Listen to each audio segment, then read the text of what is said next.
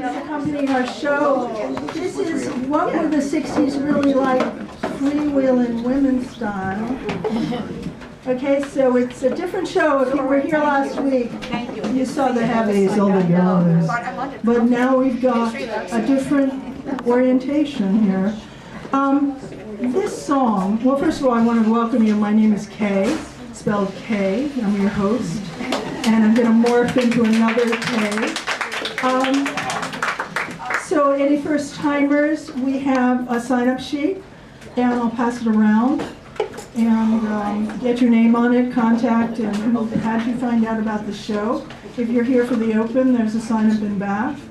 And you can make sure you're on it. Let's start. Thank you so much. Okay, so the show runs till about 7:30. Not about, if you know Cornelia Street.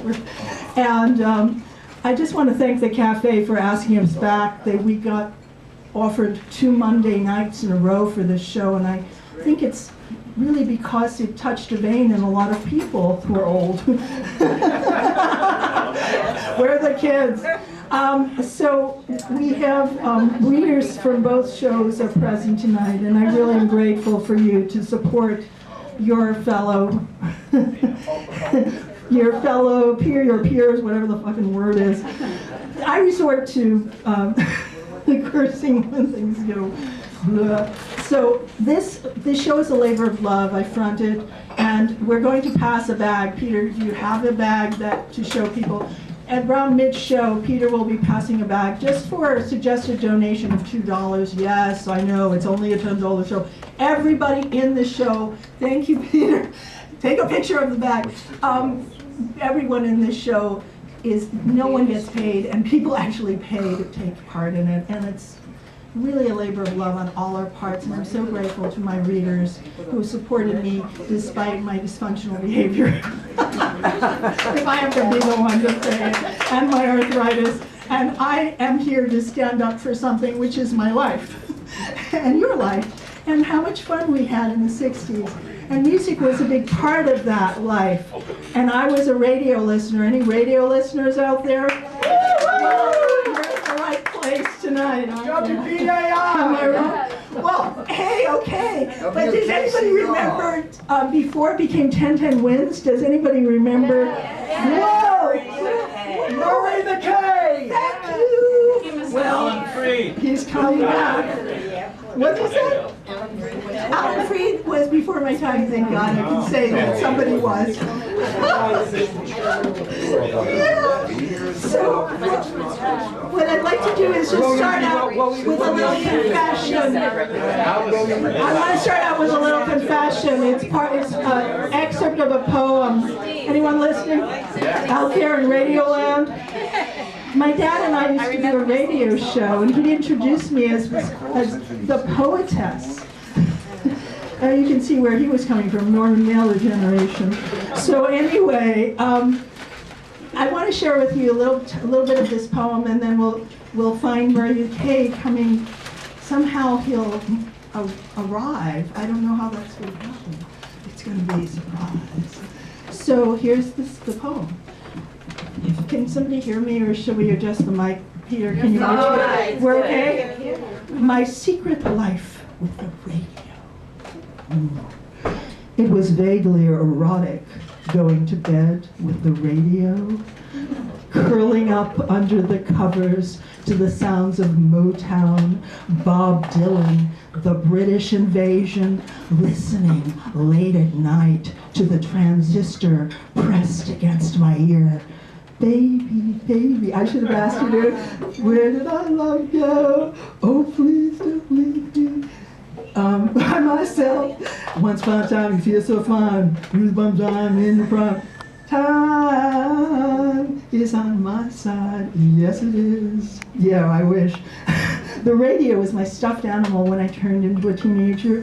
I took the radio to bed with me and held it as tenderly as any lover. When I heard a DJ say recently, girls didn't listen to Gene Shepard, I shouted back at him alone in my room, bullshit, I did. I listened, but I can't remember a word he said. It was the warmth of the radio radiating in my head. Long before I understood the meaning of submarine race watching, baby, I was listening to Murray the K on the Swinging Soiree. Whatever happened to Murray the K? Gone. But in my imagination, he lives on. I need a little music now. Murray the K says, who's gone? Remember me? I'm a blast from the past. And Murray the K says, this meeting of the Soul 60s show is now in session. If anybody recalls Murray's call and response, how do I get this mic off? I want to take this mic off and I want to turn it to Murray the K badly. This needs to be rehearsed. So here I am. If you repeat after me, if you're a New York City teenager from yesteryear and you listen to Murray the K on the Swingin' Soiree, let me see if you remember this. Murray says, Abe! Abe!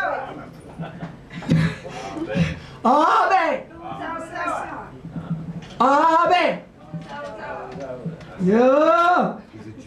Translation, rock and roll is on the radio.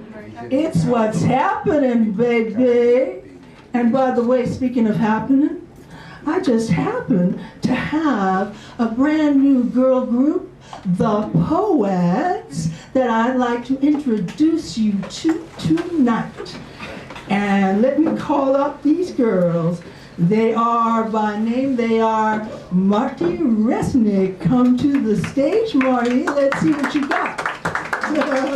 Murray says, next up is Madeline Artenberg, or Madeline Artenberg, poet. Come on behind me, ladies. Come over here. And then we've got, finally, we've got the beautiful Barbara Anne Branca. Pardon me that I don't sing. That's why I'm Murray the K. I'm just a DJ. That's right, she does. Okay, so here we are, girls. Now they're going to be channeling some oldies with goodies. Now I don't mean the girls, I mean the songs. Okay. Ooh, bad one. And this is dedicated to Sue Polo, who actually named the Poets. And she cannot be with us in person tonight, but let me tell you, she's here in spirit, and so am I. And to all you middle-aged teeny boppers out there, I know you're there. Murray the K says, I'll see you after the show. Enjoy. Take it away, girls.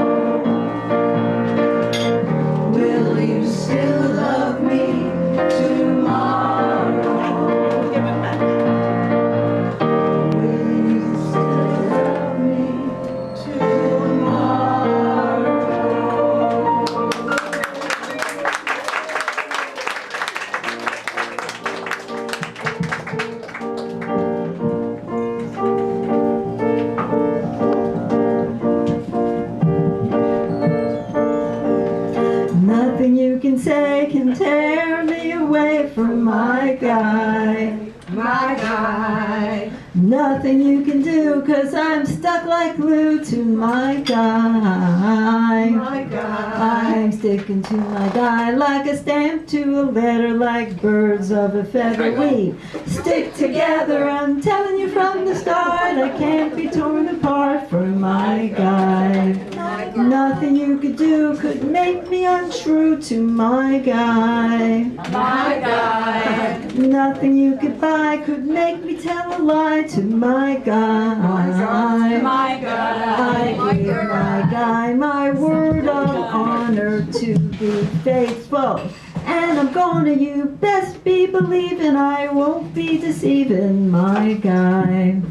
As a matter of opinion, I think he's tops. My opinion is he's the cream of the crop. As a matter of taste, to be exact, he's my ideal. As a matter of fact, no muscle-bound man can take my hand from my guy.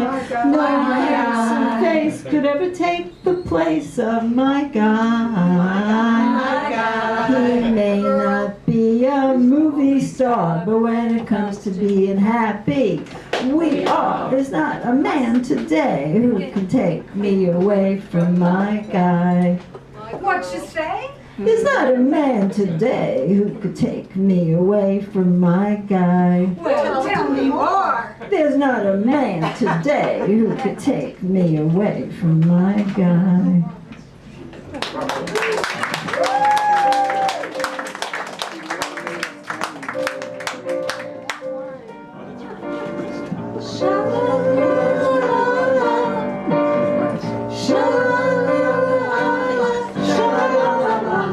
It's not the way you smile that melts my heart. It's not the way you kiss that tears me apart. Many, many nights go by, I sit alone at home and cry over you. What can I do? Can't help myself. Baby, it's you. Baby, it's you. You should hear what they say about you. Cheat, cheat.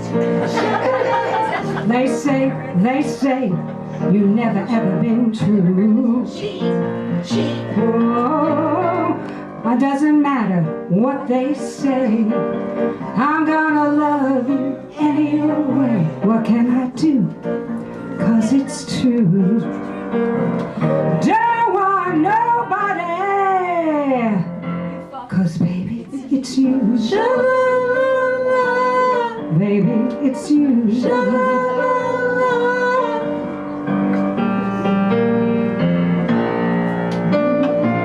How many, many nights go by, I sit alone at home and cry over you. What could I do? Don't want nobody, 'cause baby, it's you. Baby, it's you. Don't leave me alone. Come on home, 'cause baby, it's you.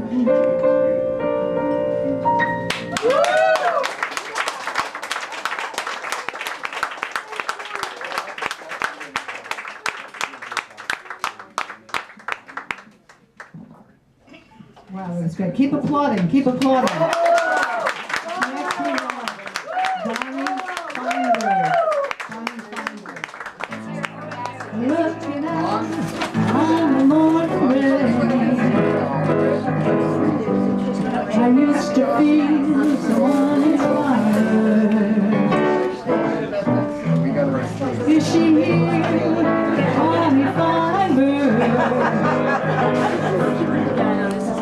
Lord, I'm getting a little worried. Is she not here? She is here. Before the day I met you, I got so inclined. True love is the key to my peace of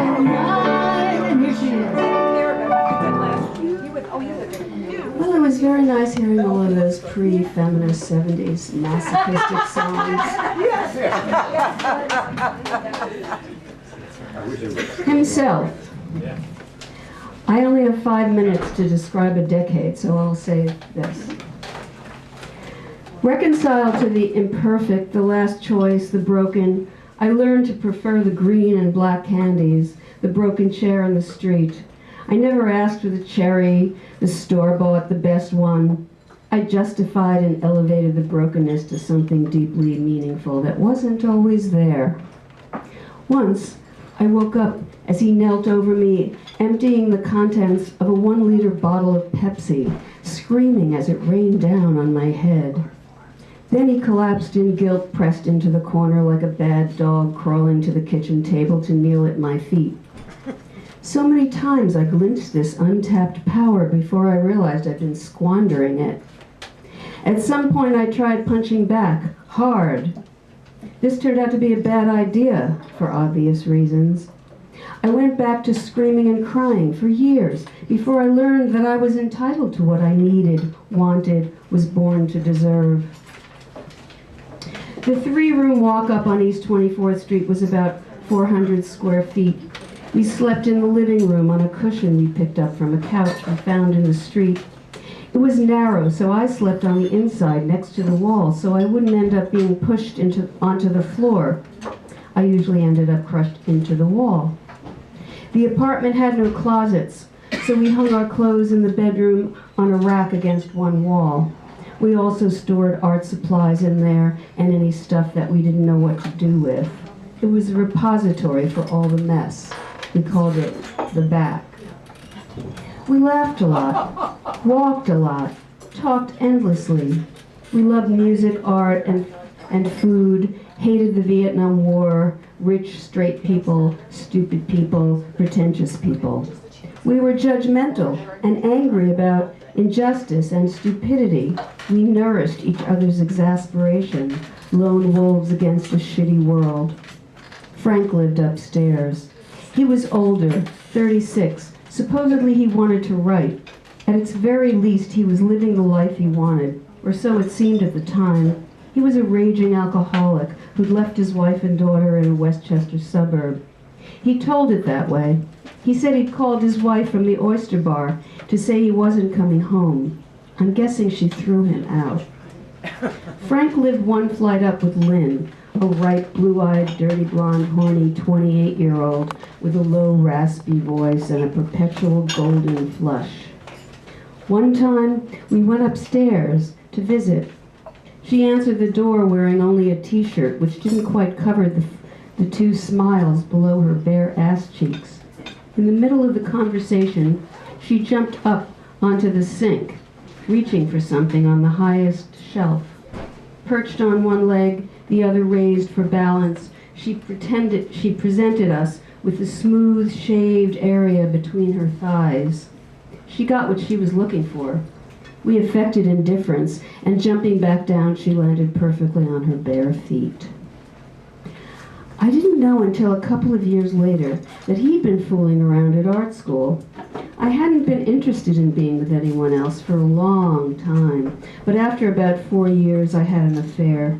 It wasn't really about sex, it was about getting even. I knew about his flirtations, but could never get hard evidence.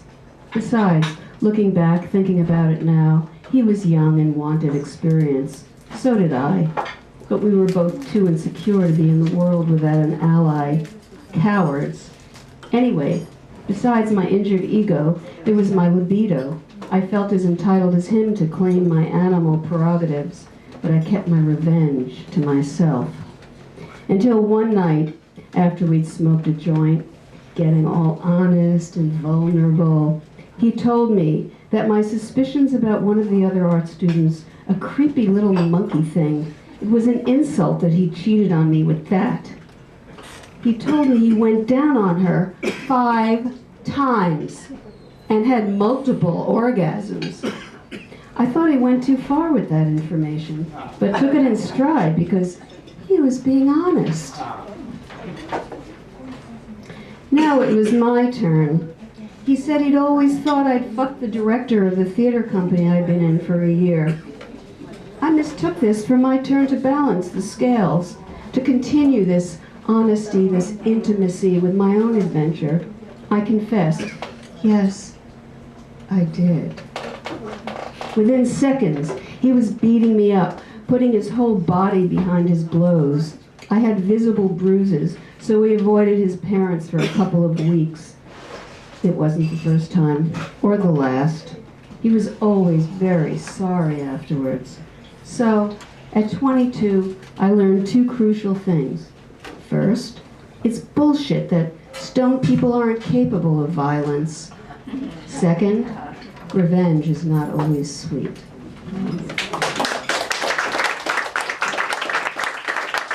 Anoek.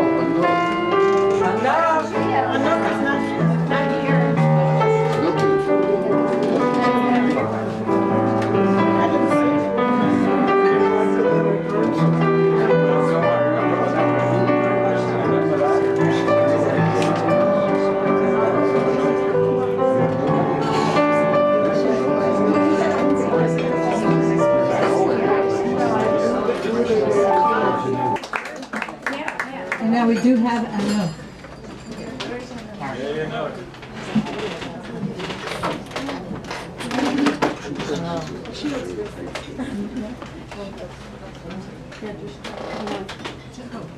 We played it, you weren't here.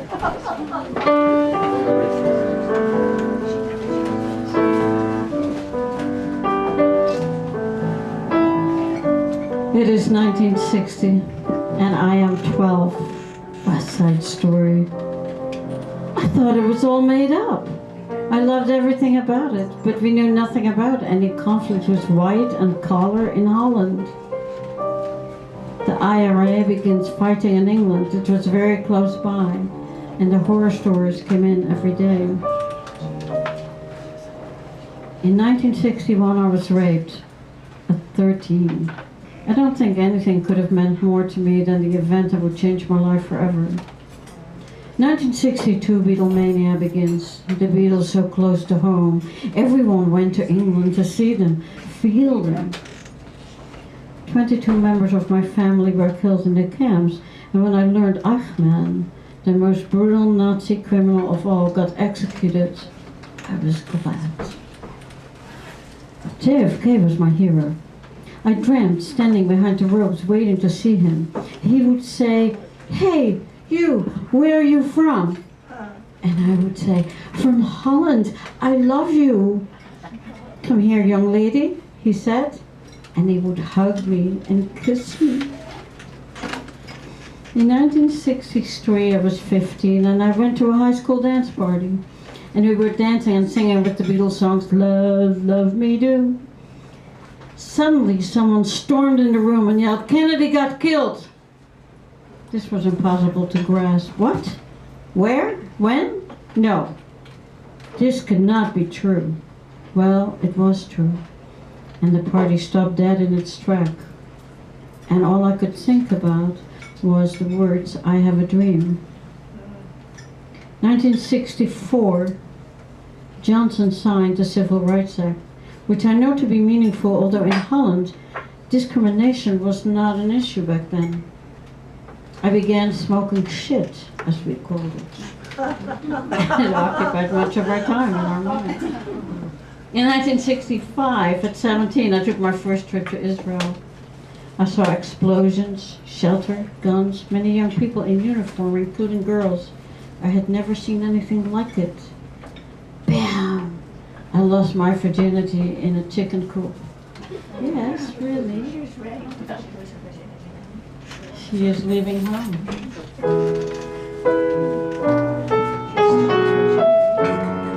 In 1966, at 18, I graduated from high school and left home and made a beeline for Paris, where my chicken coop boyfriend lived.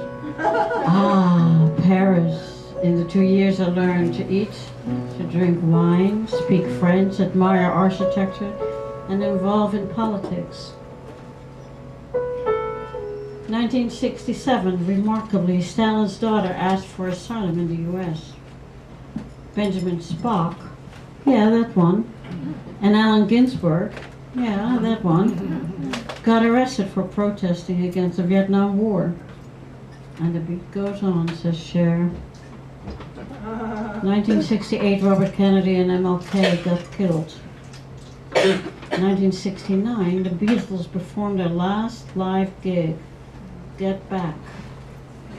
Woodstock happened in Holland as the theaters converted their seating areas into the lawn, where everybody was allowed to sit, smoke, sleep for several days while Woodstock music was playing.